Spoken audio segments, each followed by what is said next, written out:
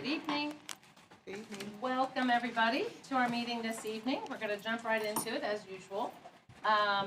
We're going to go right to Mr. Parker and awards and recognitions. All right, so if you were anywhere near the campuses of Scott County High School and Lemons Mill Elementary School a couple days ago, or if you follow social media, you likely know that there's big things going on in our district this summer.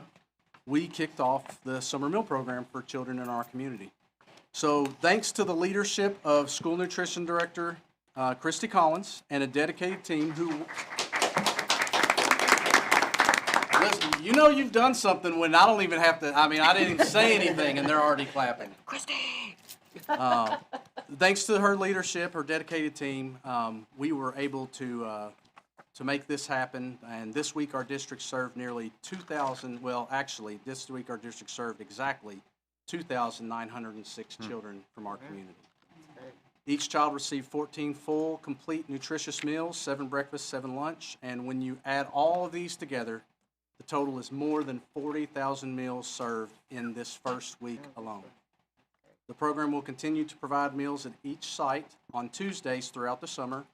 And yes, we know we about shut down the bypass, and yes, we do have plans to fix that. We've already worked closely with law enforcement and our friends at Parks and Recreation to make some tweaks to make that happen, and it's going to be great. But anyway, this is for sure worthy of celebration. The truth is that for the last 2 years, last 2 years prior to Ms. Collins taking on the leadership role for the nutrition department, we've been operating at a deficit in that department, and you all are aware of that. We've talked about it. So when hired, Ms. Collins faced 2 significant objectives. Number 1, get us back in black, and number 2, offer summer meals for children, because last summer, we're thankful that the Amen House stepped up and they took that on, and they did a wonderful job. But, you know, we're better suited for that because we have, on top of volunteers, we've got people that do that for a living. So we're just in a perfect position to be able to take that on. Christy and her team have risen to the challenge. The long lines at the summer meal pickup location and the sheer volume of registrants prove that the people of our community need this program. It's our duty and responsibility to take full advantage of programs like this, which exist to feed and nurture children year-round.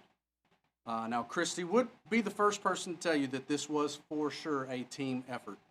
It truly takes a village, and she's right. Around 50 people showed up on Tuesday to help nutrition staff and district leaders alike. And that doesn't include the workers and volunteers that showed up a few days, other days of the week to prepare the meal packets. If you saw them, or if you are one of them, you know that they worked hard and kept it going until the last car was through the line despite the rain. Staff at each school volunteered to serve a day this summer to help. And the first day was Ann Mason and Great Crossings week, and they had student folks and they had staff as well. It was just, they did a great job turning out. Teams and student groups were packing meals, and community partners like the Amen House, and again, they provided us some support, and like I mentioned with Parks and Recreation and the Georgetown Football Club, they provided us access to the Lyle Road Soccer Complex, so that will be the route we will be taking for Lemons Mill next week and beyond. I like that. Yeah. Makes sense. Yeah. That'll relieve pressure on law enforcement and the traffic that resulted from the program. Yeah, it's a plain long lane. Yeah. From the start, this has been an incredible example of the power of community. Days and programs like this, and all the people that say this, it proves all of us right that Scott County is the best place in the world to live and learn for everyone. But it's also a testimony and a testament to the power of leadership and the fact that helping hands at home make a difference. Tonight, we recognize Nutrition Director Christy Collins for all the planning, organization, long hours, and hard work that a program of this magnitude and significance requires. Not to mention that this is her first year in the role, and the impact of the program far exceeded where I thought we would be after day 1 of the first year of implementing this program. So, Christy, on behalf of thousands of children and families, we applaud your leadership and thank you for your service and dedication.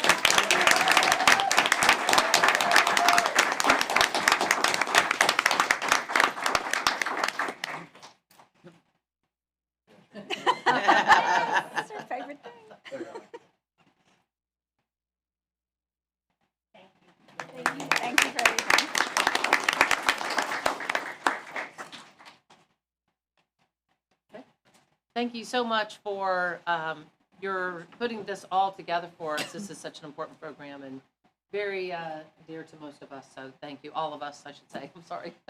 Thank you. Okay, number 4, agenda approval. So moved. Second. All in favor? Aye. Those opposed? Motion carries. Number 5, public comment. I have 3 people, I believe, want to come up and sit and talk together. Bob, Lynn, Evan, Patrick. If you'd like to come up to our table. We have 2 chairs. If you could, yeah. Before you get started, I want to just kind of explain to you how this process works for us. There's going to be another speaker right behind you. So your group and that person will have 5 minutes. You are more than welcome to talk to us about what you'd like to discuss or talk to us about.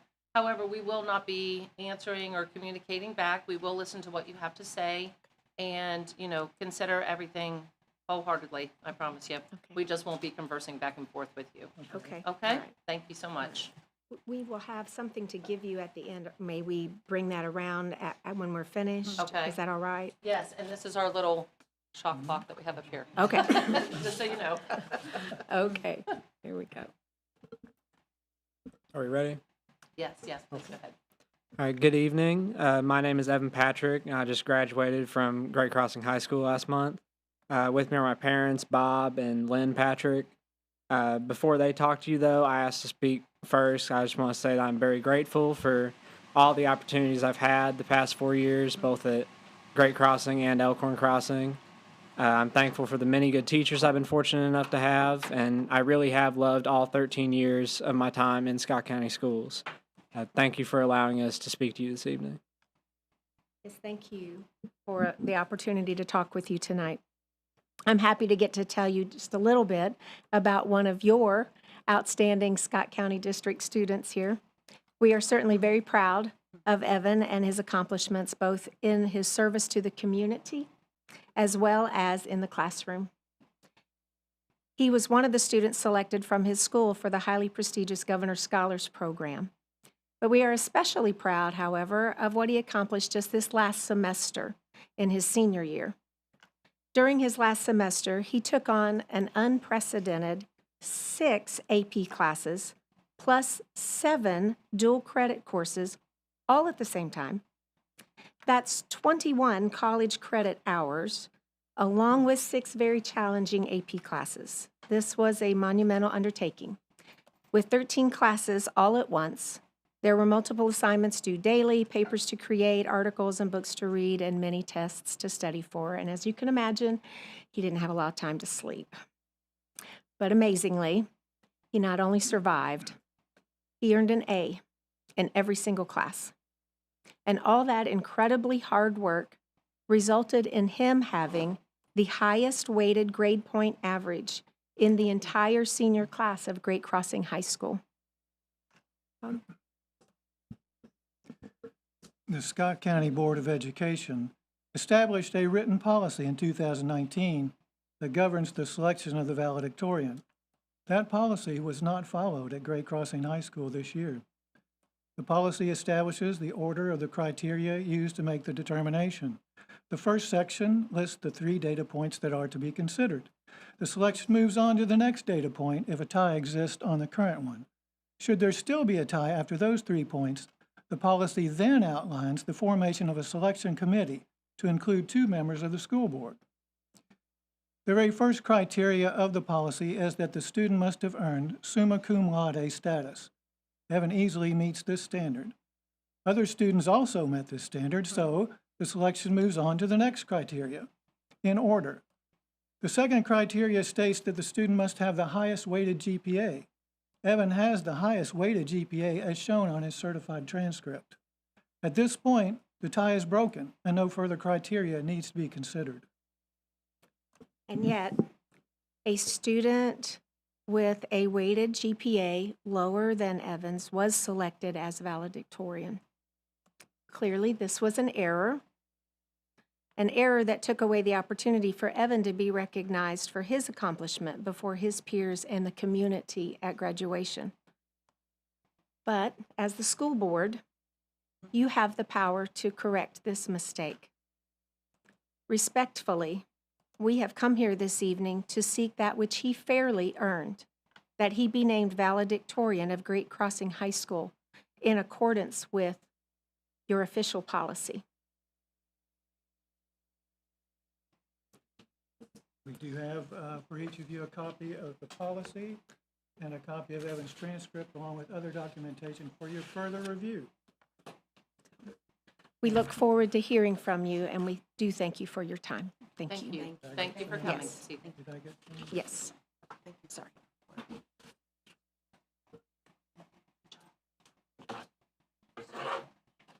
Thanks, sir. Got you all warmed up. I think they need. Okay, we have another speaker, Ryan Blood.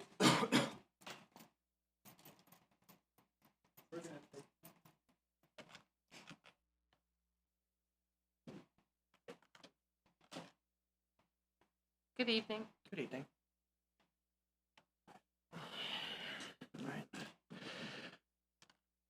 Good evening, members of the board and superintendent. My name is Ryan Blood, and until very recently, I was a certified teacher here in Scott County Schools. I loved my job and my coworkers even more so. I resigned my position effective May 12th. I am stepping up to this podium tonight not to litigate a personal grievance, but to shine a light on a rigid administrative policy gap that forces human compassion to take a backseat to computer system automation. Before my resignation, I worked hard to accumulate 29.5 days of sick leave. When a close colleague in our district faced a sudden, catastrophic medical crisis requiring long-term treatment, our school community did what educators always do. We rallied. I immediately stepped forward to donate my 14.5 of my earned sick days to help cover their absence, a move that perfectly aligned with board policy 03.1232, leaving me with exactly the required 15-day balance remaining. However, because my formal donation request was processed a few days after my official May 12th separation date, the transfer was flatly denied by HR. I was told no simply because my system status had shifted to inactive. Because of the systemic lockout, those 14.5 days couldn't go to my colleague. Instead, I was forced to face a frustrating reality. The system effectively gave me no choice but to use those days selfishly for myself before walking out the door, a choice I voluntarily rebuffed on principle, rather than allowing me to pass them along to a peer fighting for their health. Those days were earned through my labor as an active employee in this district. They represent real, tangible financial security. I would like to know why our current administrative framework chooses to let a departing teacher's hard-earned sick leave evaporate or freeze indefinitely into a database, rather than allowing a retroactive manual override to support a staff member in crisis. I could have taken these days. I did not and would not on the basis that my peer and friend needed them and could far better utilize them than myself. I ask this board to look past the automated cutoff dates in the payroll software and consider the human element. I ask that you grant a one-time administrative exemption to retroactively process my donation card, and more importantly, that you re-examine policy 03.1232, particularly section sick leave, subsection sick leave donation program, paragraph 10, so that the future resigning teachers aren't forced to choose between systemic waste and personal selfishness when a colleague's livelihood is on the line. Thank you for your time. And additionally, if I could see board agenda section 6F personnel report from the last couple of board meetings. I looked online and I wasn't able to find them because as far as I'm aware, and I've discussed with an individual who's relatively familiar with these types of policies, that my resignation should have been approved by the board before my sick leave transfer request was denied. So if I could see when the board officially accepted my resignation, that'd be very helpful. Thank you. All right, thank you so much. That ends our public comment for this evening. We are going to consent agenda items A through G. Move to approve. Second. Any discussion? All in favor? Aye. Those opposed? Motion carries. Number 7, construction report. Come on up. Just right here at the same table will be just fine. Yes, yes, yes. Thank you for joining us this evening. Absolutely. I'm Andrew standing in for Tony tonight. Yes. Conflict. Thank you for You coming. have, it's Been here been, before. you've spoke once or twice, haven't you? Yes, yeah, when we were selecting you started colors, selecting I colors. came in with Yeah. Tony and Yeah. worked with you guys a bit on the color selection. That was fun. Remember that? There you Yeah. go. And then he was here the night we made the decisions, I remember. Right. Yes, Good to see yep. you. So we're coming full circle. The finishes are coming in. I'll give you a construction report with pictures I took on Tuesday. So as you can see, the is this working? Am I getting projected properly? You sure are. Excellent. As you can see, the roofing is coming along. We've got most of the metal roof on. The storm shelter is dried in with windows in place, roof installed. It's been pretty rainy down there. It's a wet day to be down there. The vast majority of the masonry work is done. There's still a little bit of masonry work on the gym that's coming along that you should be able to see here. They've got those two walls to break up. Site work is definitely coming along too. You can see the grading for the parking lot in the front progressing. The whole building is dried in. Mechanical systems are progressing pretty well. There you can see the front canopy. The steel has been erected. On the rear canopy, kind of at the top of the image, the decking is in place and it's getting ready for the metal roofing. The front entryway is currently dried in with a temporary board. Here's the area with the parking lots. Front entryway again. Coming in there, you can see some of that white glazed ceramic tile on the pilasters near the exterior of the building. This should look familiar. This is near the front lobby. Ceiling work, yeah. They've got quite a bit of progress on the drywall, those reveals, stuff like that. Looking into the attendance office, you can see the bulkheads are in place, the drywall is going up, electrical systems being installed. Here's the media center. Drywall soffits are going in. Everything's progressing pretty well. The gym, I think the gym is looking great. When I stepped in there, I was really surprised. The colors are starting to come out, absolutely, and I think the drywallers did a great job on that big curved soffit. I talked to the contractor a few times about that, and I think they really nailed it. Here you can see, looking through the platform area, there's the cafeteria behind. And there's a photo in the cafeteria as it's progressing. They're staging a lot of materials right there so they can get ready to do the drywall ceilings in the cafeteria. And the kitchen area is behind there in the back. This is the rear lobby. It's kind of hard to tell in the picture, but there's the curved wall there on the right, and they should be putting that storefront in within the next couple months. Drywall in the hallway. There's a blue classroom. I don't know if you remember, we've got a few different colors of classrooms. Here's the yellow classroom. And as you can see, the windows have been installed in the classrooms. The orange classroom. There's one of the storm shelter windows. So that's a tornado rated window in the storm shelter area that's been installed. The loading dock area is progressing. They've got their ramps built and some formwork going up for some of the truck loading places and the garbage area. What's going on in this corner? Can you go back? Yes. Is that some of that repair work? It looks wonky in that middle, or is that a? So they're still optical working on the masonry in that area. Okay. And after they put in the mortar, sometimes they let it sit and cure a bit and then they wash it off. So it'll clean off after that. So that's a typical part of the process. You can see they've got the scaffolding up for doing the masonry there, kind of on the right side of the building. There's the rear canopy. And another overall shot of the building. So I think in terms of construction schedule, quality of work, I think Grace is doing a great job. They're really great guys to work with, and I think that progress is satisfactory for sure. Good news. Any questions? It's great. Excellent. Thank you. All right, Thank thank you you so all. much. Thank you. Happy to be here. Thank you. Thank you. Number 8, student achievement.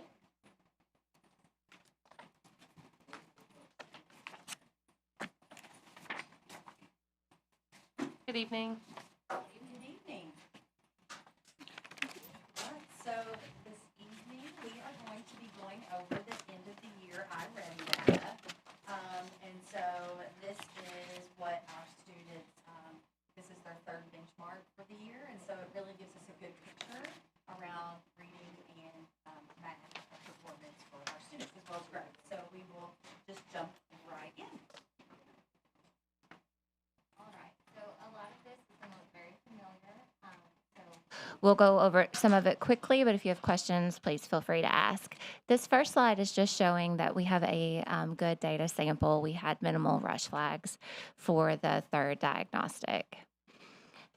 This slide is about the performance and growth chart. So just a reminder, the top portion of the chart is for high growth. The bottom portion is for low growth. That dotted line is the minimum goal that we want to reach of that 100% toward typical growth. To the right-hand side, that would be high performance.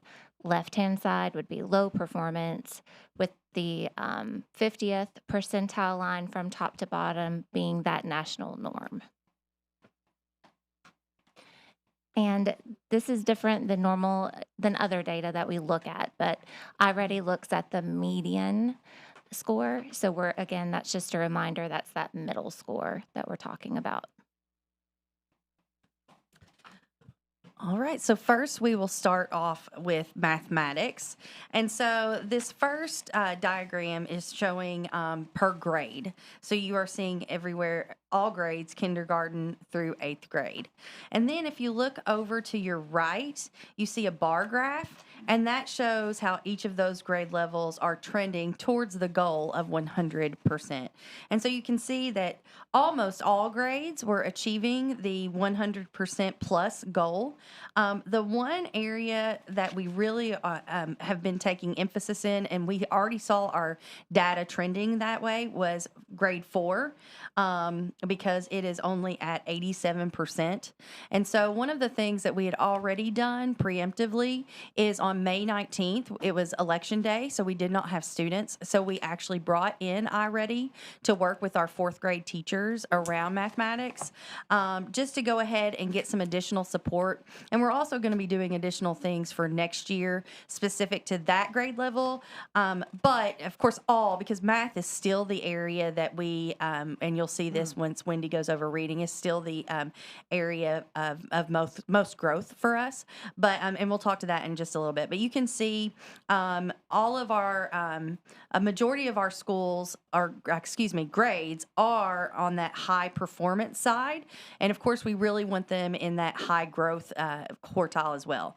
We are looking again, you can see 4th grade is the one that is in that low performance, low growth. And like I said, we're already putting measures in place to really dive into what that instruction looks like. Do you know what attributed to the 4th grade? Is there something in the curriculum or? No, so interestingly enough, on Monday, Wendy, myself, Damon, and Kelly went to a regional meeting. Well, really just not regional. It's a lot of districts that are very similar to us. And the 4th grade scores were a trend across all areas.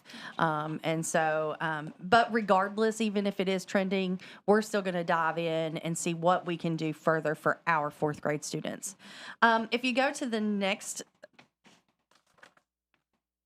one. So this is, this is just showing that we have 7 schools in the high performance, high growth area, and we have 5 schools that are in that low performance, high growth. So we'll go ahead and look at the next slide because it goes into more detail about what those schools are.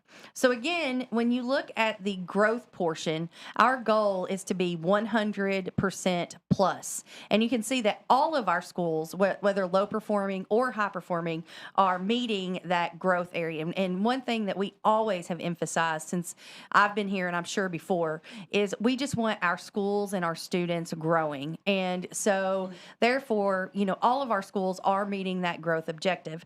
When you look at the performance, the goal is to be in the high performing, you need to be at 50. And so when even looking on the low performance side, Georgetown Middle School might be at 43 with performance, but they're at 115% growth. So we are feeling good about the work that is happening at that school. And Mason is at 46 and 103, and Lemons Mill is at 47 and 100. And so one of the areas that we are really digging in with the mathematics, especially in fourth grade, is going to be Creekside Elementary and Southern, just because they're still not quite to the level that we want, to the trend of where they are in performance. So we're pleased with the growth of all of our schools. And honestly, looking at performance, we're starting to trend in the right direction, just not quite at the pace that we have seen with reading. So yeah, with mathematics, next year, you can talk to both Damon and Kelly. The emphasis for all of our schools around PLCs is going to be, especially at the elementary level, is going to be within the area of mathematics. We are bringing in CKC to do work with our elementary schools around small group. So we are really going in big on mathematics. And that's Not that we are 26, already. 27? I'm sorry. Oh, that's okay. 27 or Yes, 20 26, okay. 27, When you're yes. saying next year. Yeah. Well, I Okay. guess we're already there. Well, Yeah. we Right. are, and that's what I just wanted to clarify. So this year, thank you, Diana. Yeah, I Yes, just this wanna make year. sure. Sorry, Yeah, I yeah, interrupted absolutely. you. I appreciate that. I'm I sorry for appreciate that. interrupting. No. But yeah, so math is definitely a goal, and we're going to talk a little bit more in detail. But Wendy gets to share the amazing reading scores. I won the coin toss for that. You won one dust. So when we flip to reading, Wow. you can see a dramatic shift in where our grade levels fall. So we have most grade levels are above that, typical growth achieved. If we look over at the bar graph on the right-hand side, first grade is slightly below at 96%.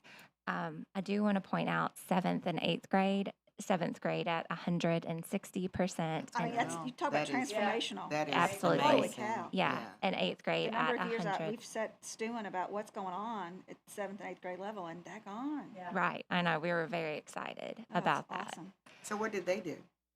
In seventh and eighth grade. Is it? So I think there's a couple of things. I think we have exceptional leaders in those buildings who are using data to drive instruction and using the PLC process to really dig deeply into that. We also implemented the HQIR of Common Lit 360, did a pilot this year. And so some schools were further along in the implementation of that than others, but I think that's also contributed. And I would also add, our reading scores have been continually growing every year. So the kids who were in 5th and 6th grade 4 years ago, when we started to work with HQIR, and now they're in middle school, I think that's also a factor as we're seeing the makes fruits of that sense, labor yeah. as well. Yeah, I think that's an attest to using an HQR as well. So. And you can see that first grade is right on the line, but when we get further into our data, you're going to see that we're still performing better than the state and the nation at the first grade level.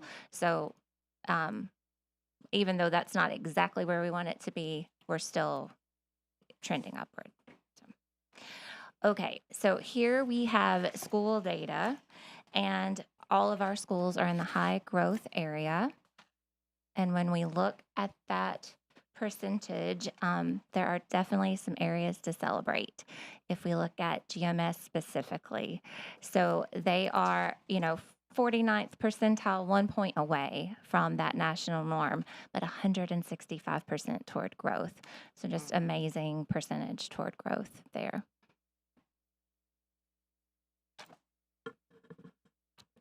Back to math. All right.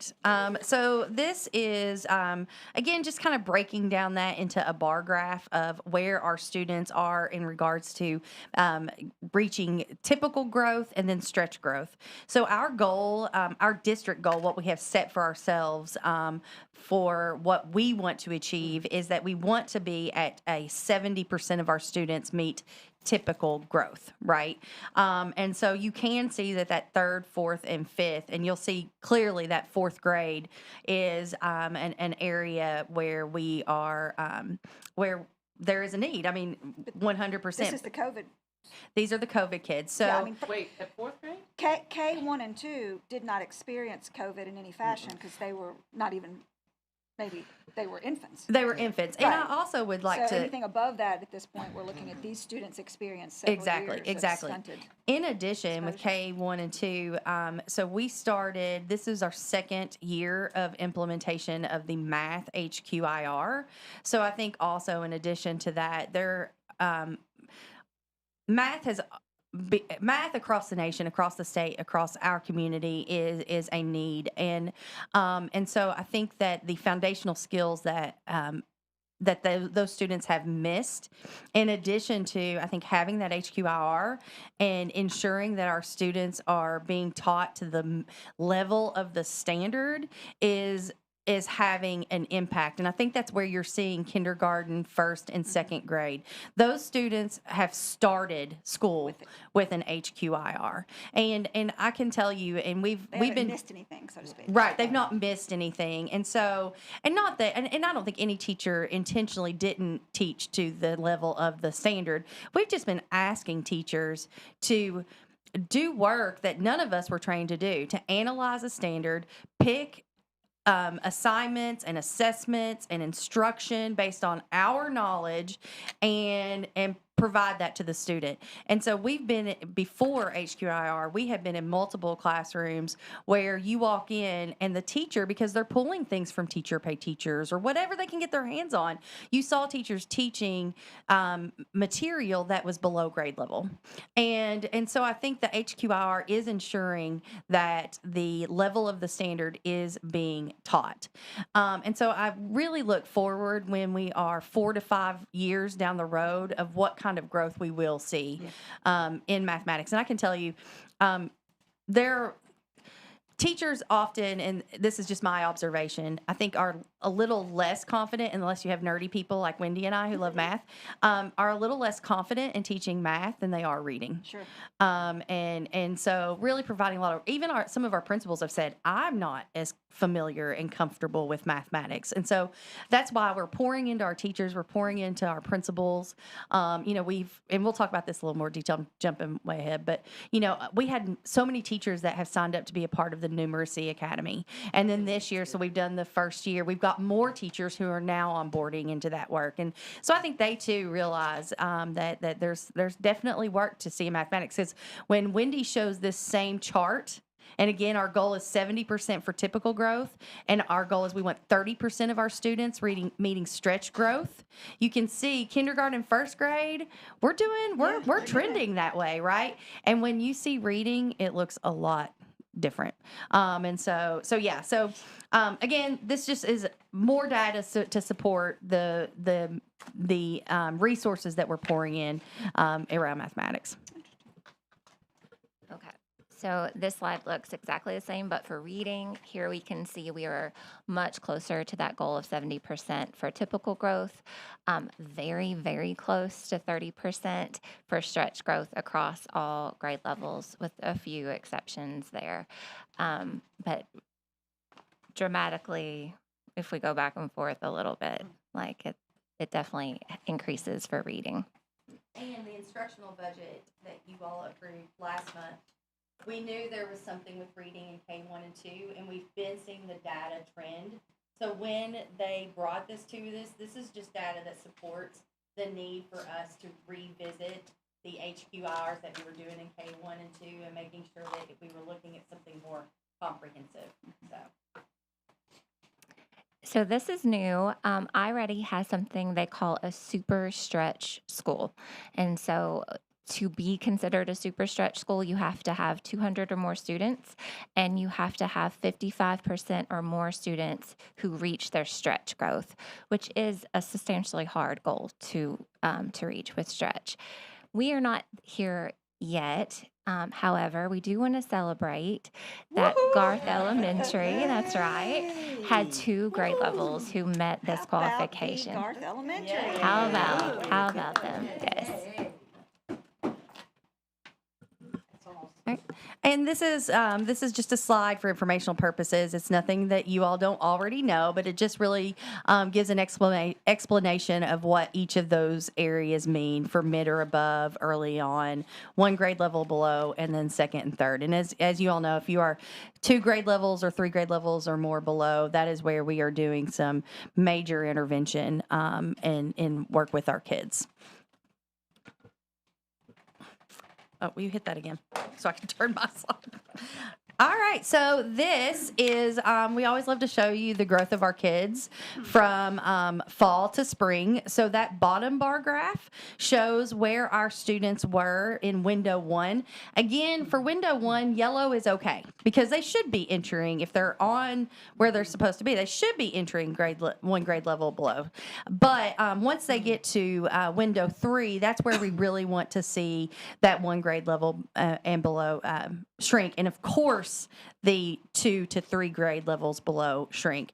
And so this just shows you that overall, for 1 grade level and above, so all the green, 54% of our students are at or above grade level. We still have 33% of our students who are 1 grade level below, and then 13%. But closing that gap of 2 to 3 grade levels below from 28% in the fall to 13% in the spring is substantial. So I know that sometimes the math data doesn't always look as great as the reading, but I think this really shows that the work is paying off because, as a former special education teacher, that those are the kids that are struggling learners. And for us to get down to 13% K-8, I think is substantial.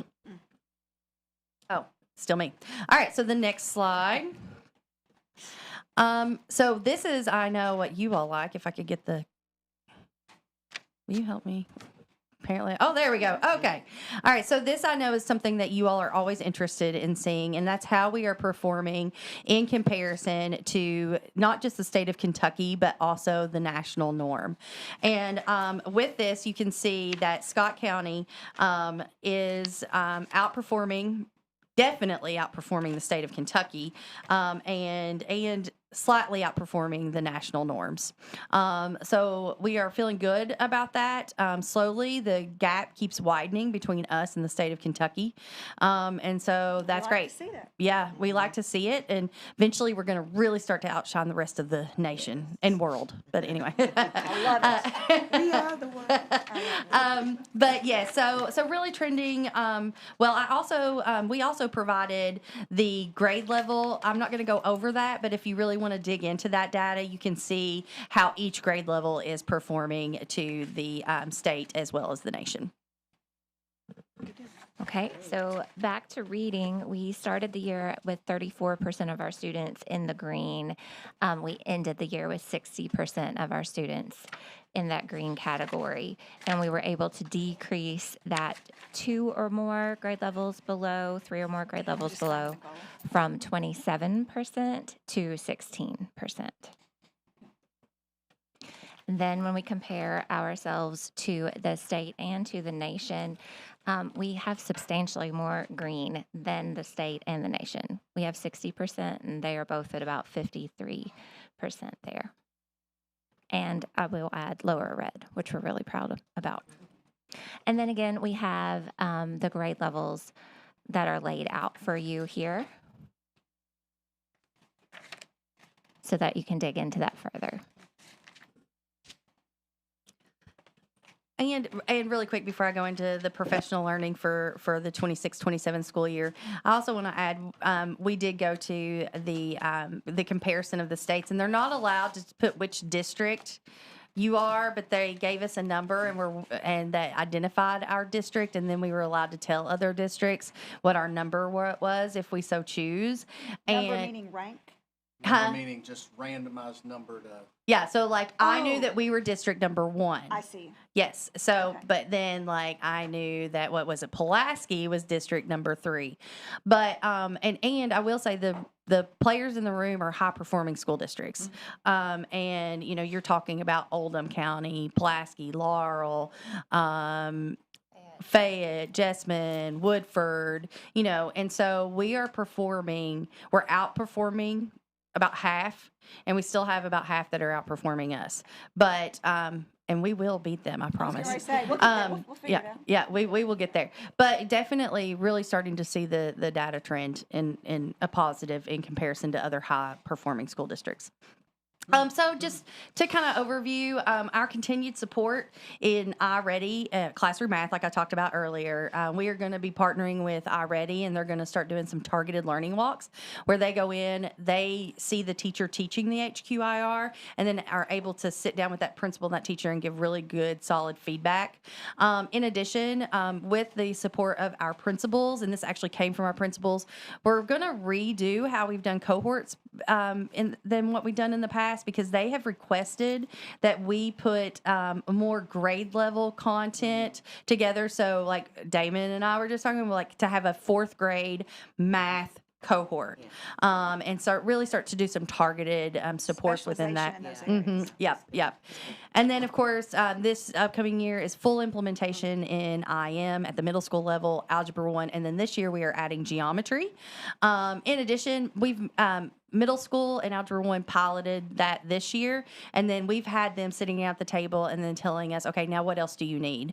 So providing them some additional supports. Like they all said, we need more practice. So we are working on some stuff to get them more practice, and super grateful for Billy Travis and her support in that work. She has really just dove into all of this work with us. And of course, the Kentucky Numeracy Counts Academy, we just finished our first year with a group of teachers and principals, and now we have another group coming in. Common Lit 360 for middle school English, they piloted. And then thanks to your all support, we are adding the assessment piece to that for this upcoming school year. And then again, thanks to you all to investing in that K1 to HQIR for reading, because you could definitely see that is the 3 grade levels where the data is just not quite where we want it. And so we're really excited to see what this does. And I know our teachers are super excited to have that. So other than that, what questions do you have for Wendy and I? I'm curious about this data and what you think, how this is going to predict what we're going to get from state. So they state give testing. us a predictor. Right. But it is standard error of measure plus or minus 10. Yeah. So, and it's interesting because I have that data. I'll share it with you if you want to see it. I like to know if Am I it's, Yeah. correct to say, though, that like at the elementary level in the past, it's been a mixed bag? It's a mixed bag. Yeah. And so, but I have it. I have what their KSA was at the end of this past KSA. And then I have benchmark 1, 2, 3, and I have the proficiency predictor. So I can send that to you all. I mean, if you all, but and I've told Billy this, once we figured out that it was a standard error measure of plus or minus 10, like that's basically like, we don't know. So we don't really hang our hat on it. Some schools get really close to what KSA or what iReady predicts. But then some you're like, well, that wasn't even close. But I'll send it to you all after this meeting, and you all can you would think it would be check it out. consistently close or not close Yeah. across the board. Yeah, and as if it opposed were, to- then I would be like, oh, okay, this is a good predictor. But at this time, it's kind of all over the place. But I'll send it to you, and you all can check it out. Okay. Yep. I have a question. Our coaches, are they going to the Kentucky Numeracy Counts? We do have several coaches who have signed up for that for this year. And actually, one of the cohort leaders sent me an email and was congratulating us on our numbers for the cohort. So That is good. Because, Yeah. I mean, like, I was a part of that, but if nobody helped you after the fact, mhm, that's why I was wondering if the coaches are there to kind of help push that along. Okay. absolutely. Our instructional coaches have been like Yes. a game changer Yeah. in this work, thanks to Wendy's leadership and they just the support that they have for our teachers, and like their want to go to the Numeracy Academy, and so yeah, super pleased. Yeah. Thank you. Congratulations. Thank you. Appreciate it.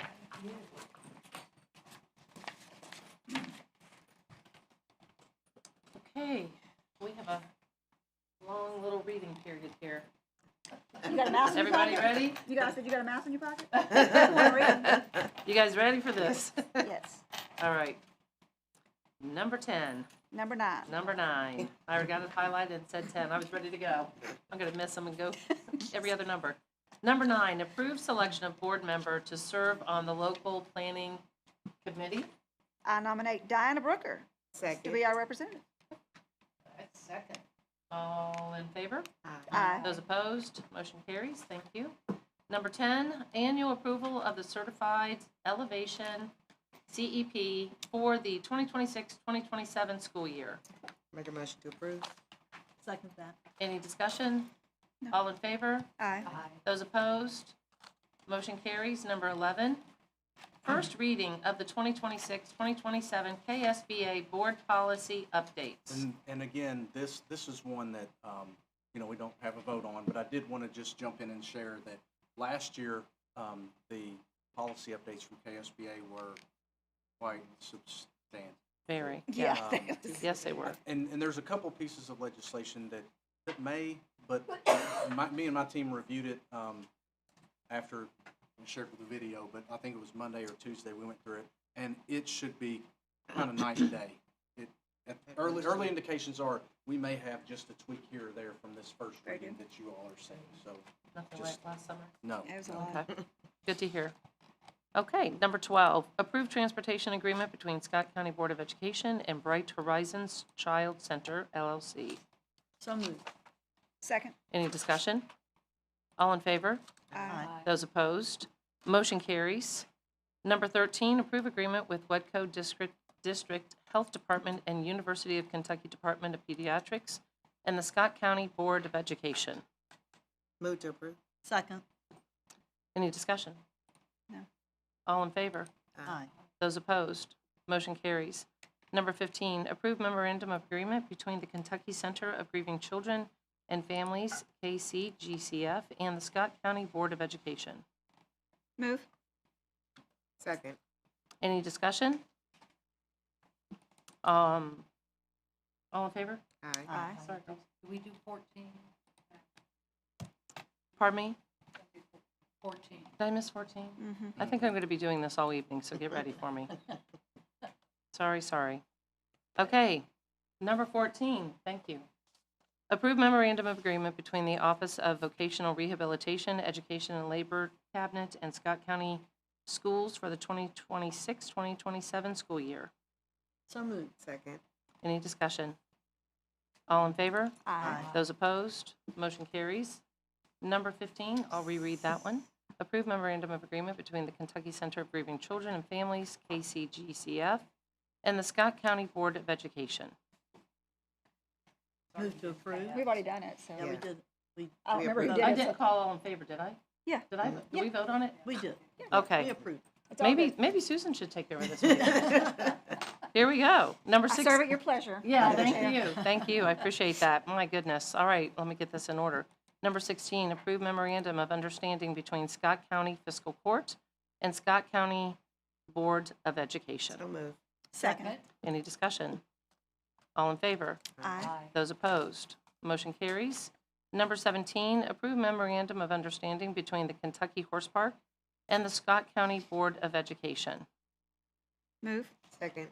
Any discussion? All in favor? Aye. Those opposed? Motion carries. Number 18, approve dual credit memorandum of agreement between Northern Kentucky University and the Scott County Board of Education. So moved. Second. Any discussion? All in favor? Aye. Those opposed? Motion carries. Number 19, approve contract between Music Therapy Services of Central Kentucky, Paula Roberts and Associates, and Scott County Board of Education for the 2026-2027 school year. Move. Second. Any discussion? All in favor? Aye. Those opposed? Motion carries. Number 20, approve memorandum of agreement with Cultivate Behavioral Health for 2026-2027. Move. Second. Any discussion? All in favor? Aye. Those opposed? Motion carries. Number 21, approve agreement for a maintenance contract with Toshiba for a copier located at central office for fiscal year 2026. Move. Second. Any discussion? All in favor? Aye. Those opposed? Motion carries. Number 22, approve emergency certification for the following 22A and 22B. Move. Second. Any discussion? All in favor? Aye. Those opposed? Motion carries. Number 23, approve emergency certification for the following 22A and 22B. Move. Second. Any discussion? All in favor? Aye. Those opposed? Motion carries. Number 24, approve emergency certification for the following 22A and 22B. Move. Second. Any discussion? All in favor? Aye. Aye. Those opposed? Motion carries. Number 23, approve to create the following positions 23A through 23C. So move. Second. Any discussion? All in favor? Aye. Those opposed? Motion carries. Number 24, approve the establishment of the Scott County High School Girls Golf Team Booster Club. So moved. Second. Any discussion? Yes. I am curious to know if, we approve booster clubs each time they come up, and in the 9+ years we've been doing this, Diana, Mm-hmm. has Scott County High School Girls Golf Team never had a booster club, or did it dissolve and then it's come back? Because it seems to me, but at this point in the game, we would have approved all these. There can't be anything left to approve. Good question. Okay, so they're coming back up because somebody let it go and it's come up. That makes more sense to me. Thank you. We voted on that, right? And approved? Did I miss this? He's being Not yet. sarcastic back Yeah, there. thank you. We did not vote. We did not vote. Okay. All in favor? Shocker. Aye. Aye. Those opposed? Motion carries. Number 25, approve the 2026-2027 tentative budget. Move. Second. Any discussion? All in favor? Aye. Those opposed? Motion carries. Number 26, review and approve student fees and charges as of June 2nd, 2026. Move. Second. Any discussion?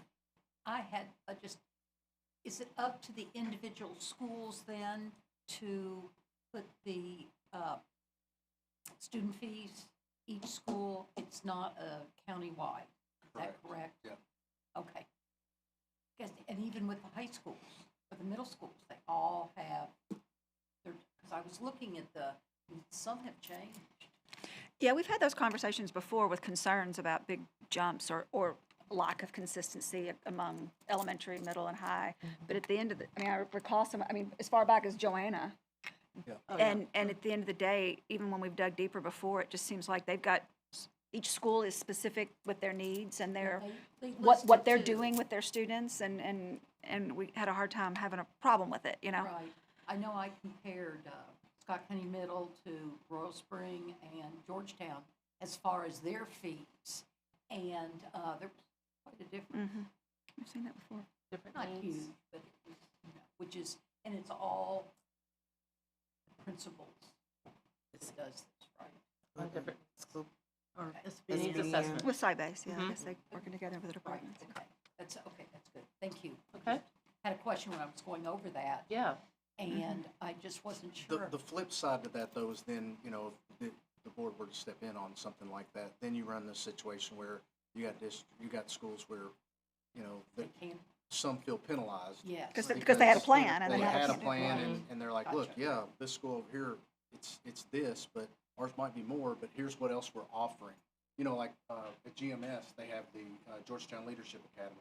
That's one specific student fee that's independent of Right, them, right. but, that's one of those where if we set some uniform platform rate, might create some difficulties, unintended consequences. Robotics and several Mhm. others that they have that I remember way back when we had a set fee, Mm-hmm. Yeah, and that was it. I agree. Yeah. So this is- I recall when I first came on the board, is more, particularly with ECS, they do a lot of things, and there were all, Sure and they do. there were lots of questions about it. And my recollection is, as we dug deep into it, we found that regardless of how it looked at 20,000 feet, when you got down to the bottom, they were asking for something they needed, and it was Different schools, specific. Yeah, different needs. yeah. Okay, I'm And- sorry. and- but I just- No, and- good and- question. No, it makes sense. Not in Good terms question. of I this, appreciate mean, that. Maybe not at the elementary level necessarily, but what used to be LAVEC funds, I still call them LAVEC funds because it's shorter, but the supplementary, CTE supplemental funds, sometimes those have really offset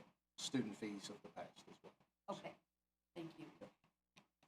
All in favor? Aye. Those opposed? Motion carries. Number 27, approve January 1st, 2026 through June 2nd, 2026 donation reports. Move.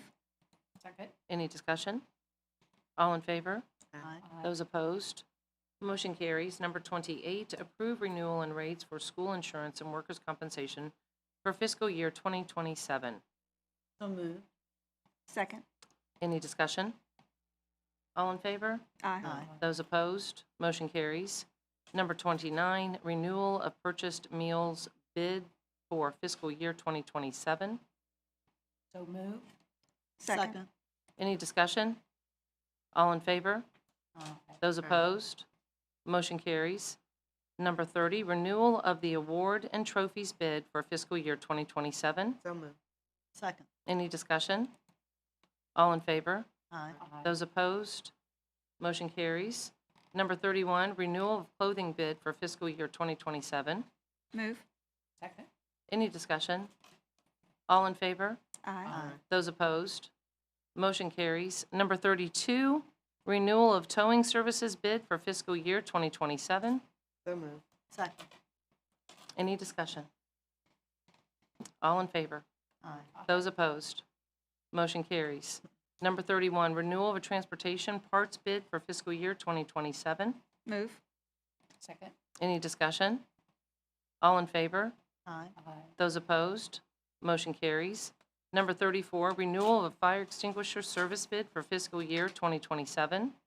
Move. Second. Any discussion? All in favor? Aye. Those opposed? Motion carries. Number 35, renewal of flooring supply bid for fiscal year 2027. Move. So moved. Second. Any discussion? All in favor? Aye. Those opposed? Motion carries. Number 36, renewal of printing bid for fiscal year 2027. Move.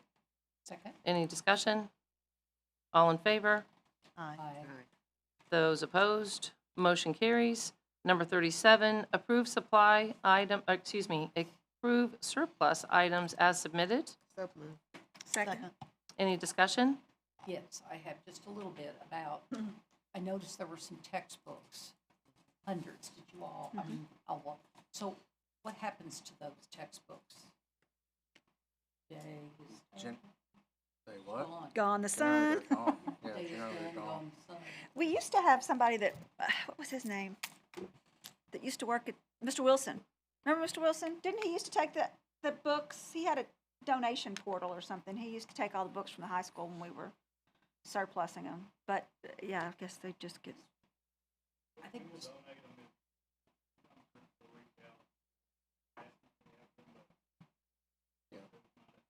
These were Different lower day. elementary. yeah, it's a different it's day. a different Textbooks day a aren't little as, bit. yeah, there's not. Yeah. Everything's electronic. I'm just- And we have lots of books Yeah. coming in and software packages and everything else this year, right? So renewal. Yeah. Did you want some? Get in touch with DT. Some reading If you material. want to put a bid in. Highly inappropriate, sorry, Josh. Okay, all in favor? Aye. Those opposed? Motion carries. I didn't mean that, it was a joke. Number 38, financial statement. In your packet, you They have were a there. summary of cash activity for the month of April of 2026. Our beginning balance was 7.1 million. We have receipts of 10.2 million, expenses of 14.2 million, leaving our ending cash balance of 72,617,939.85. Out of that, there was 7.4 million in investments, leaving us $65,171,182. And a penny. And a penny. Oh, Crucial. Yeah. Crucial penny. thank you, Gina. Thank you. Thanks, Gina. Number 39, approve current bills. Move. Second. Any discussion? All in favor? Aye. Those opposed? Motion carries. Number 40, superintendent's report. The middle of May to the middle of June is generally celebration season. So you'll see superintendent's report with a boatload of those. Georgetown Middle School, they have started a Hall of Fame. It is something that I think Shane Pickerel kind of let Ryan Taylor take the lead on. We don't have. We don't We have don't that. have it. All we got was a It's the blank one. blank. Okay. White sheet. I mean, we'll listen to I'll, you. sure, and I'll No, we get can hear you. My apologies. We'll just Um, listen. That's good. Yeah, so the GMS Hall of Fame ceremony, that was, and this is under cultural leadership. Ryan Taylor took the reins on that one. That's something that had kind of been tossed around by a few folks for several years. It was really, really good event. Raymond Perkins, Dale Stowe, Yeah. Bernie Jenkins, all three were the inaugural. Well, they're the Golden Group. Boys. Yeah, yeah. It was Sure. the stories were that was very Oh, I can fun. only imagine. Yeah. That was very fun. I wish they had. Yeah, Dale didn't care to use the mic. I wish he had. 'Cause God, he there was was so good. there were bits and pieces of it He that I would- did not. He would hear. stand up there in 7th grade math and he would say, "It's this thing you have. And if we could control this thing." And shake his hand. Yes, and he would get his hand right in front of his mouth. It was, I'll never forget as long as I live. One of my favorite. Preach to us, this thing. He shared a story in which he was talking about a relative of one of my daughter's friends' parents, and it's just interesting to see that parents that get animated on the sidelines, oftentimes that comes from somewhere. Sure. Because the grandmother story was the just same as as what the good. it was just like wow. That's anyway. It was really a good time. And love Steve my Burke stories. spoke, and he spoke about the thought behind it is, showing kids, hey, these folks in our community and that have gone on to do big things. They came through here, and just the shared experience there. It was a very, very good That's event. awesome. Graduation parade, throwback, bus tour. I usually don't get to participate in that, but I was helping with the Southern Time Capsule celebration preparation, and they strolled through the gym while we were getting ready, so that was pretty neat. Of course, our graduations, and again, we had last year we started doing this where all of the folks that help with graduation, we just got together and had a meal afterwards. Just an opportunity to kind of just say thanks, because it is a tremendous, tremendous undertaking. And again, we made some tweaks to some things that made particularly Scott County High School's graduation much, much smoother. Scott County Schools retiree celebration. We made some tweaks to that last year, stuck with what we knew that worked last year, and did that. Southern Time Capsule, it was such an event, it ended up on here twice. It's under the cultural leadership piece because of the celebration tied to it, but then I also put it down under the collaborative leadership because the amount of people and the involvement of the community that we had in trying to find that sucker was tremendous. We met several of myself and our team met several people from the local community. My big thought was, if we did it after hours, it might not be as problematic. That's worse. That's worse. Yeah, We just everybody and their brother wanted to come and learn about it. But anyway, it was a really fun experience. I'm very, very thankful that we found it. And again, So, the Salisbury family died in the local well, because I've been reporting back this saga for a couple months so now. actually, I believe there's a digital. Isn't there a link to a there a link? digital? You can see. All right. Yes, there was It's a even, lot. my favorite was the cassette tape because it was Pioneer Days. Okay. And so the cassette tape that was found that had the kids talking about who their Yeah. friends were and different skit and things that they did. And It one was, of my neighbors wants that cassette, David Coleman. What? I don't know that one person's going to get the cassette. Well, an audio Just, file. Yeah. Yeah. Okay. Okay. There's an yeah, audio Yeah. file. Yeah. There's a copy of it. Yeah. I Yeah. didn't Yeah. mean that. Yeah. Yeah. I was, So- I was so like, I don't many- know. He might have to It's arm a wrestle surplus or- book sale. So many Probably former somebody. students posted online. They'd all gotten to write a letter Yeah. and talk about what their future self and what the world was Okay. like. And some of them, Yeah. friends of mine, posted their letters online. It was really interesting to hear what they thought it was going to be like now and what Yeah. they thought they were going to be like now. It was And fabulous. Some of it was remarkably Close, accurate. Yes, it yes. was. And some of it not so much. No. But And then Wendy and I missed it by a year. Yes.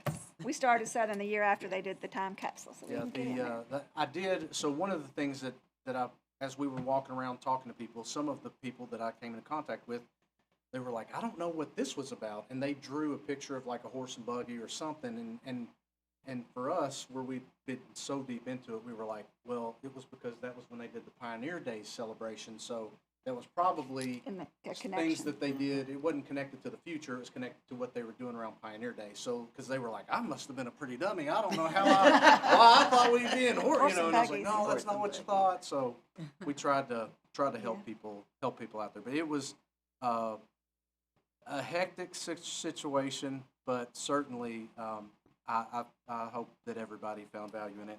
Mom And just loved it. Renee, thank you for all the leadership you gave right there with Southern and helping to make sure everything lined up. Because Principal Keegan, they had a great plan, but it always helps to have some outside support, especially when you've still got school going on in your building. So. And the teachers were so appreciative that we're teaching back then. Yes. Susan's My mom loved it. One, and Doris Cooper. Yes, she has not changed. Not at all. I mean, not one iota. They were thrilled Yeah. to see Yeah. their papers and their students. Right. And for the most part, the paper there were a few dark spots, but it was really well preserved. So Yes, right. anyway, the teachers were thrilled. I saw Kay reading, Miss Breeding. Yeah. Ann Lay was Ray. thrilled, yeah. It was heartwarming to see. I think Liz isn't in here now, is she? Okay, I was gonna say, I thought you were, because Liz probably got the award for best guest host and personal tour guide. She got to know some members of our community, so it was pretty cool. Let's see, I've jumped around a little bit, so my apologies. I mentioned already summer feed, and then I'm about halfway through with principal evaluations at this point, so knocking those out. And then the last thing, it's not really anything that, it's not something that we have done here in the past from board meeting to board meeting, but it is something that, we told you that we went ahead and we shared non-renewals about a month earlier. Instead of waiting closer to that due date of May 15th, we did it right before spring break, because at that point, generally, principals are telling people, and, what are we waiting for at that point? We've had a combination of other factors, I would imagine, that have played into it. And I think part of that, too, is the fact that I do truly believe that Scott County is becoming, or has become, a destination district for people that want to work in education. And so I am happy to report that hiring is going, for this time in the hiring season, better than I can ever recall hiring going. Over half of our schools either are completely staffed or only lack one position. And over 75% are either fully staffed, lack one position, or lack two positions. So That's great. as a principal, that weighs on you all summer. And again, things can change, and people can come and go through the course of the summer still too. So there may be some ebb and flow there, but man, that you can exhale a little bit easier when you don't feel like you have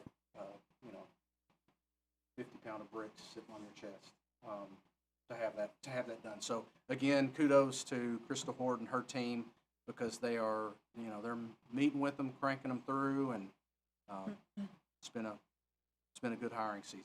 So, and that would be, I think that's it. Superintendent's report. Okay. Thank you. Number 41, Superintendent Presentation of Capstone.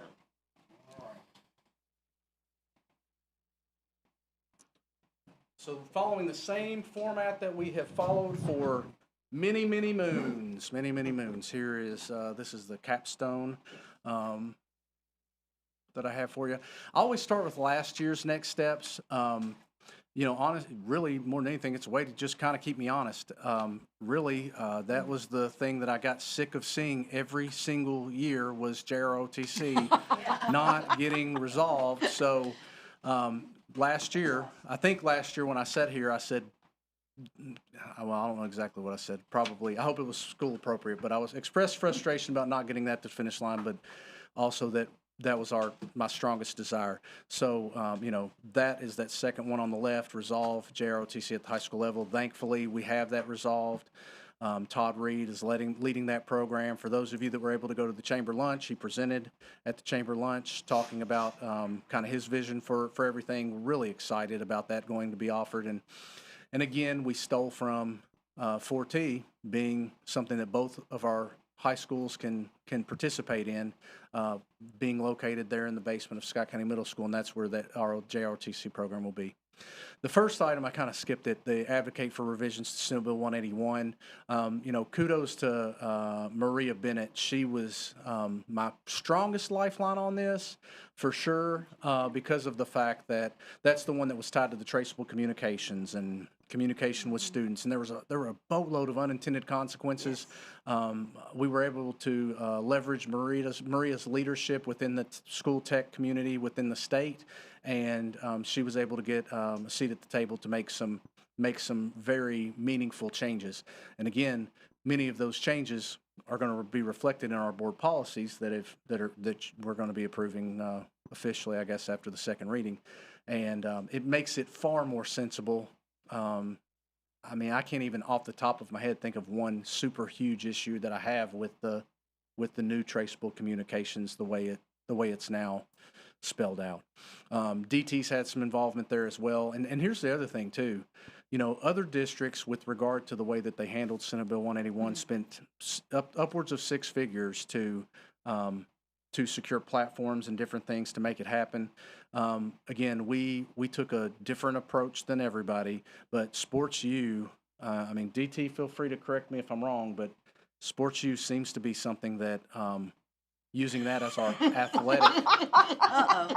Oh. No. No, he said he I loves didn't get you. there yet. Right. So, Oh, it is free. yes. Whereas other districts spent a lot of money on it, we and that was the thought too, is who knew what the changes were going to come. We knew changes would come, but we were careful to not just throw money at something knowing that if it all changed, maybe that was not money well spent. Continue to further evaluate and refine Georgetown Leadership Academy. We continued on with that. Finalized the school-based health clinics at Southern and Garth. We were able to get there. That did take a little longer than expected, but we did get there. Speaking of something else that's taking longer, but we plan to get there, is the work at Oxford Elementary. Working with legislators on new legislation to reduce substitute teacher need. That turned into regular session 26, Senate Bill 124.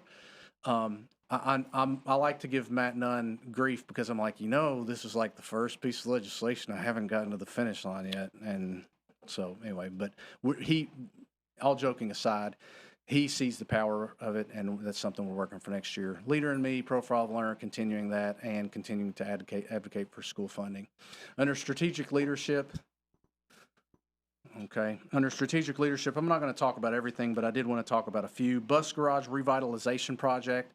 With the change in leadership back there, I don't believe anything had really been done to the bus garage since 1996. So we're not doing anything crazy back there, but we are refinishing the floors in the areas of the space where the buses don't exist.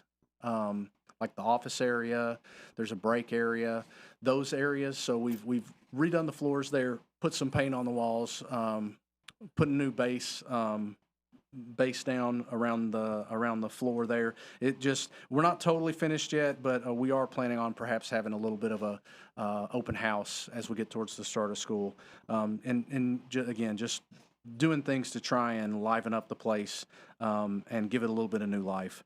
Next that I'd like to talk about is the Scott County High School graduation parking logistics meetings. Those, just because of the gravity of the situation and secondarily the impact that had on how successful the parking situation was at graduation. So again, huge team effort. Congratulations to everybody that was a part of that. That went off without a hitch.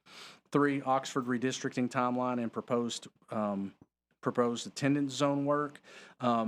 While Oxford has been delayed, the fact that work is done that's a tremendous weight lifted, knowing that we've got something that we can just plug and play for next year.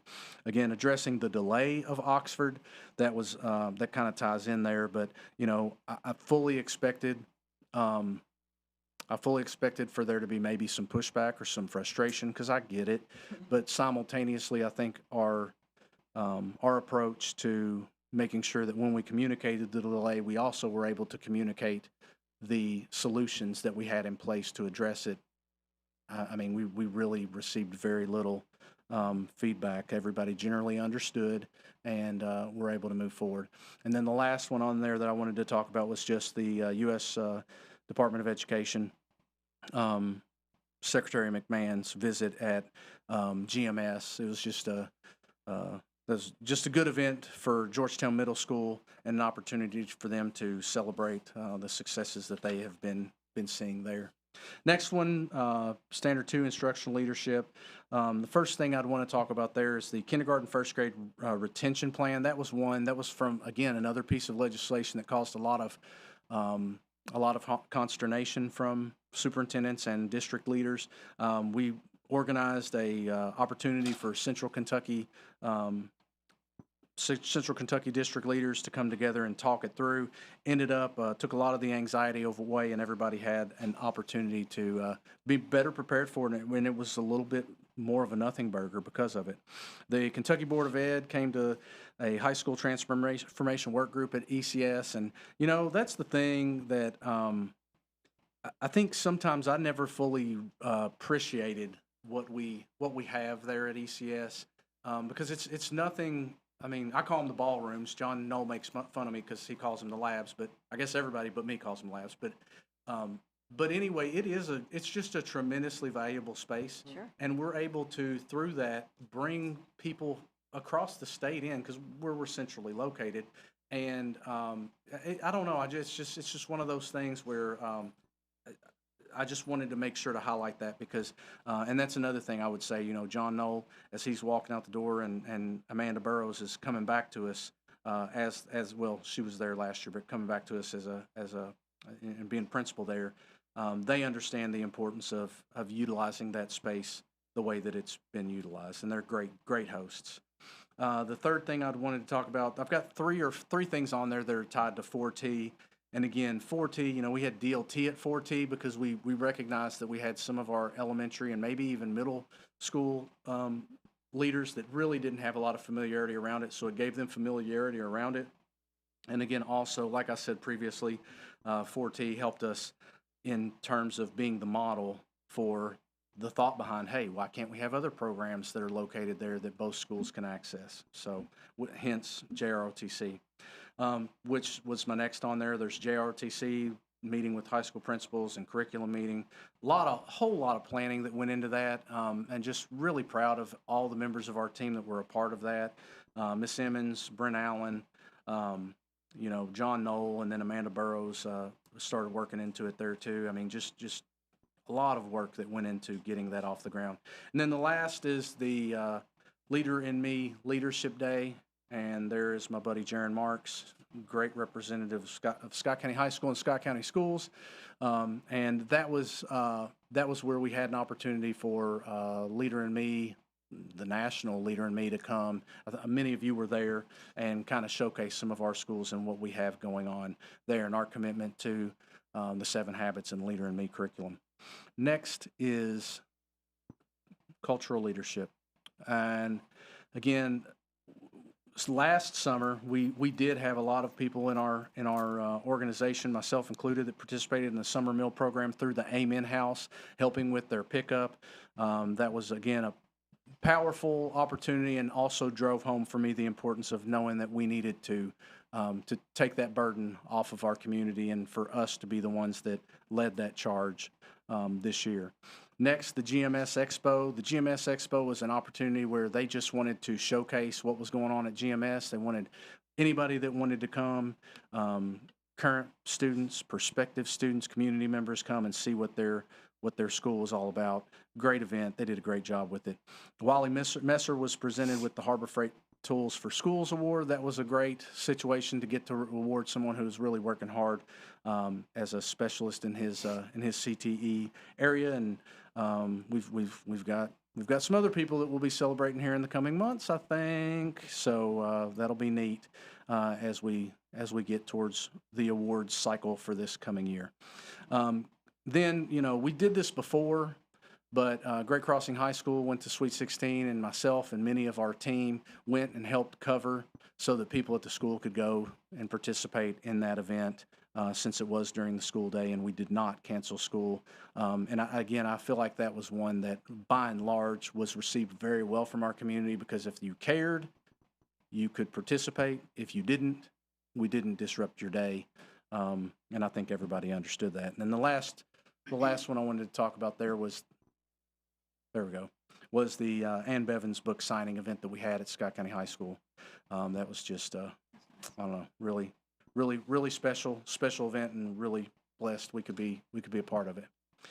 Human resources leadership, again, I talked earlier in my superintendent's report about hiring being such a blessed area right now for us. And it's not one of those things where you could just say it's a byproduct of coming out of the pandemic, because I know other superintendents that are not in the shape that we are in right now. I know superintendents that are driving buses. I know superintendents that have, they're running double routes with buses, and kids are having to wait an extra hour to get home.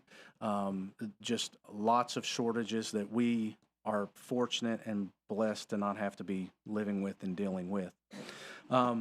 We did have, new district leader meetings earlier this past year. This past year, we did have some transition then too, and that felt like a lot until this coming year. So anyway, here we are. Then planning for upcoming openings and timings of those positions with the other thing that I, spent some time on there. And then the planning for allocation meetings with principals. That is a tremendous ordeal. And this year, because of Oxford Elementary's maybe opening, then delayed opening, that altered that timeline a little bit. And I really appreciate the patience that I had from the member of Crystal Hord's team and the member of our principals that had to bob and weave a little bit with me as we tweaked that schedule just a little bit. But in the end, finished up just about right where we normally, I think within a week of when we normally would already have had the final meeting. We addressed transportation personnel shortages, and you all were a big part of that. As you'll recall, I talked about the timing in our mechanics of having just a inordinate amount of people on leave, and given the fact that there's so few of them, that creating such a burden, and you all were open to creating that one position in addition. And as an update right now, we have 2 people still on leave back there, so having that one position, even though it's 1 up from where we kind of should be, because we're 2 down, we're still overall 1 down there. But again, 1 down's a lot better than 2 down. So again, thank you all for your help and support there. And then new teacher orientation. At the beginning of the school year, there's a lot of events where where I'll speak and try and help our team set the vision for where we want to go. Managerial leadership. Here, policy and procedure revision work. I don't even know if that would make the cut as something I'd even talk about most years, but last year was for sure an exception. It dominated a grand portion of my summer. But I will say 100% it was time well spent, because as we went through this past school year, you could tell, and I heard from other district leaders in other districts that maybe they didn't handle it the same way, and they were spending time catching up. Again, a lot of work on Oxford with progress meetings, with colors, with utility progress, those kinds of things. Snow days, snowmageddon, snowpocalypse, whatever you want to say. It was this year was interesting. And then I always try really hard to participate in the Kentucky Center for School Safety's current drug trends webinar, because that's what makes it current. Is it's happening right then, and it changes from year to year to year. It's a free resource that they offer, and it's something that helps me keep my hand on the pulse of realizing the challenges that exist for our students. Summer meal program planning. That's, again, instrumental. In terms of the fact that I don't have exact numbers right in front of me, but I'm fairly certain that, this first week we've served roughly 3 times what they served their maximum week at last year. So we're really able to touch a lot of families. And then weather-related activities. Again, we talked about snow days, but this was, we had a staff appreciation lunch as we came out of that super cold spell where we were out of school for a bunch of days, and a bunch of districts couldn't get down roads and all the things. And we brought all our custodians and maintenance crew in and just loved on them and let them know we appreciated them, and just had a meal together. And, that, I don't know, just, it was a good day, and I really enjoyed that opportunity. Number 6, again, I talked a little bit about Senate Bill 181, but then as this school year evolved, we were able to, again, share our suggested revisions there. The second thing I'd want to talk about is, again, the coordination with the city, county, and state road departments. Not every community has the relationships with their departments that we have, and we're lucky to have those. Southern Time Capsule had to make the cut, and then last but not least, the continued partnership with Toyota. And here's a picture with Janet Fox. And Janet Fox is one of those people that, for me personally, I don't know. Others might say differently, but you know, she does not ever. It's almost like she tries to stay out of my hair, but she does such great work for us. There's things that I don't realize she's a part of that I found out after the fact that, like, I'm like, oh, how did that get done? Oh, well, Janet, you know. So she has been an absolute blessing to us.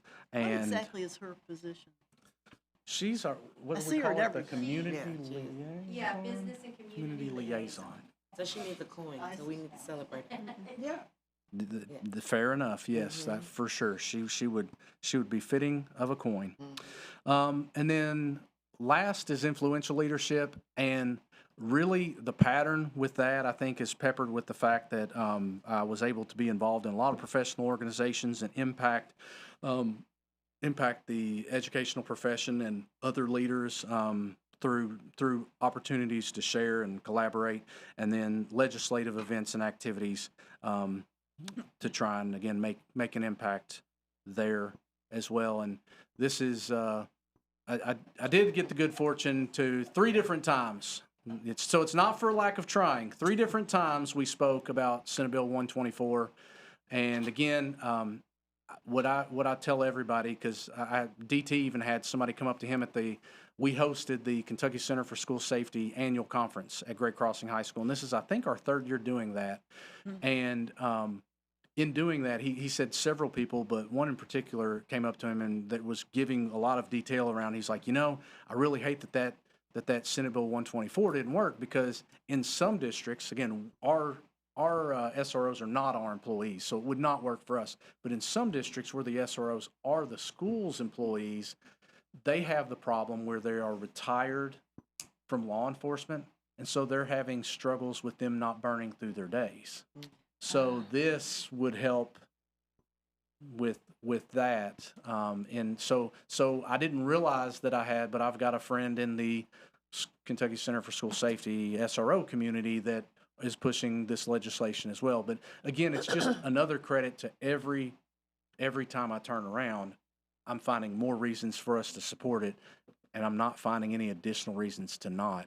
The one thing that did keep us from getting there is they coupled in some legislation, a different bill. They joined it with ours, and that different bill talked about using sick days for religious purposes. And the sense I got from the meetings I was having, and then once that happened, and then the sense I got is that is what Titanic'd our bill. So I have a question about the sick days. So when someone retires, is the pay the district that they retire in pays for those sick days?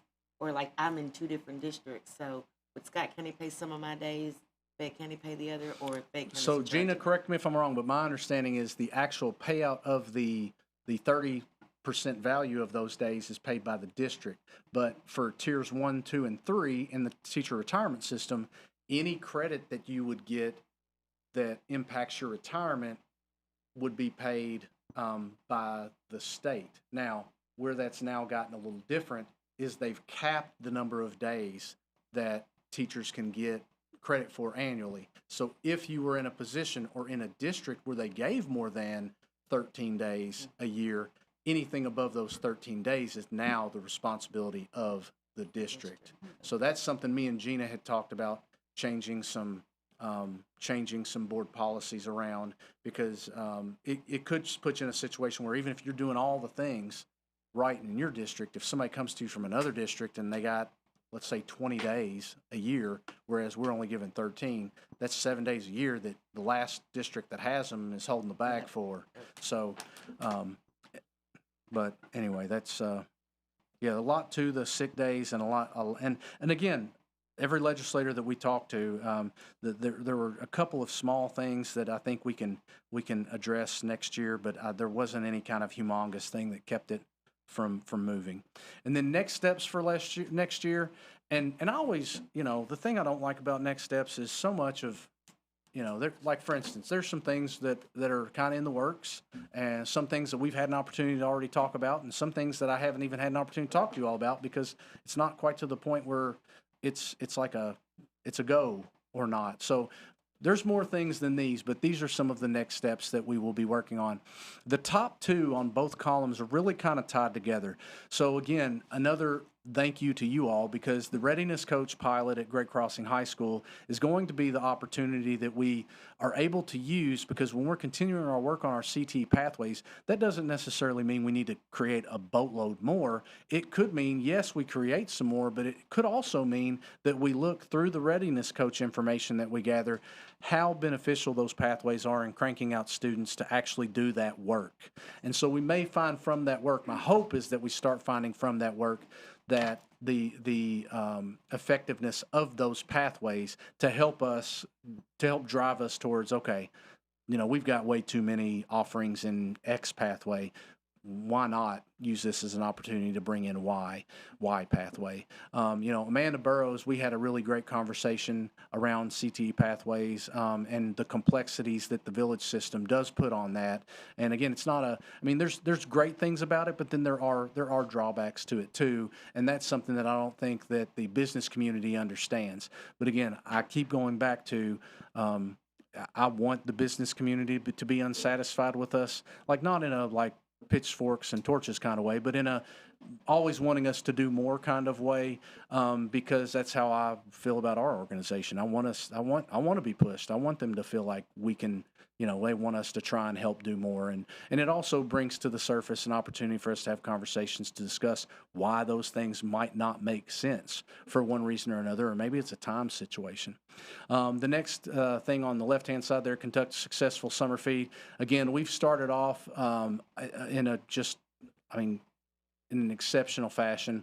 We just want to make sure we're able to continue that. And again, I think our pivot, recognizing there was issues with how people were able to arrive at Lemons Mill Elementary, is a demonstration that we try to be responsive when there's things that need to be addressed. On the other side there, complete the district facility plan. The district facility plan is a document that every 4 years is due. Ours is due December of 26. What I learned from the last time around, while there are complexities to trying to set it up this early, I do think that we can. Again, we've determined the board member. I've already reached out to principals, and we've got the principal members figured out. We had the ad in the paper for the community members, so you all will soon be approving the community members for that. And then I'll be working starting tomorrow and probably finishing up next week, getting the representatives for the teachers and parents that would round out that committee. Then we'll send that information on to KDE. They'll give us approval to move forward, because my hope is that we can get it cranked out and completely finished by fall break, because there's some things I'd like to discuss tied to that the DFP, or the district facility plan, is going to hinder us on if we don't get a handle on it. Finish Oxford Elementary. That's just Given. yeah. It's a given. And even though, again, the It'll be a lead, whole different kind of evaluation if it isn't. Right. It'll be a whole different kind of meeting. oh goodness. So last year, and I think previous years, we have talked about Leader in Me, and we talked about Profile of a Learner. And again, the first year we did throw a lot at our staff, and part of that was because of the fact that we had to jump on the Leader in Me timing. Otherwise, it saved us $1 million by being able to get that funded through a grant. But since that time, we have been very consistent, and we've been very careful to not try to overwhelm our schools and our staff. And so, again, continuing to work on Leader in Me and Profile of Learner, it's work we value. It's work we've said is important from the beginning, and it's work that we will continue to push from our people. And I think we're starting to see too, where, if you've been in it a while, you understand that things come and go, and sometimes there's that group that'll just wait you out and think, it'll change. And I think they're realizing it ain't changing. It's here. So let's pull our bootstraps up and let's get rolling. And then onboarding new principals and district leaders. This will be a unprecedented time for us this school year, and making sure that we have that we are very intentional about our new folks coming on board. And myself, Brent Allen, Stephanie Emmons, and really we've gone beyond that, but we have had numerous conversations about the framework and the supports we want to have in place for our new folks coming to the district. And again, our new folks coming to the district bring an abundance of support of experiences with them too. But still, we want to make sure that that there's no question around what the Scott County way is for them as they kind of assimilate here. And then the last one again is continue to pursue the sick leave cash out legislation. So that will be probably my only legislative push this year, perhaps. So we'll see. And I think that's the last slide. So there you go. All right. Thank you, Billy. Nice job. What a year. What a year. What a year. It's over there. There we go. Okay. I said the switch is on. Lost my brain. We moved it. Number 42, board comments. I'm going to jump off and start. First of all, I want to say thank you to Stephanie and your staff, your group, Billy. What we focus on expands. I believe that over and over and again. And the trajectory that we're taking with the focus that we're having in instruction and reading, our programming, everything, it's just showing year after year. And I just greatly appreciate that.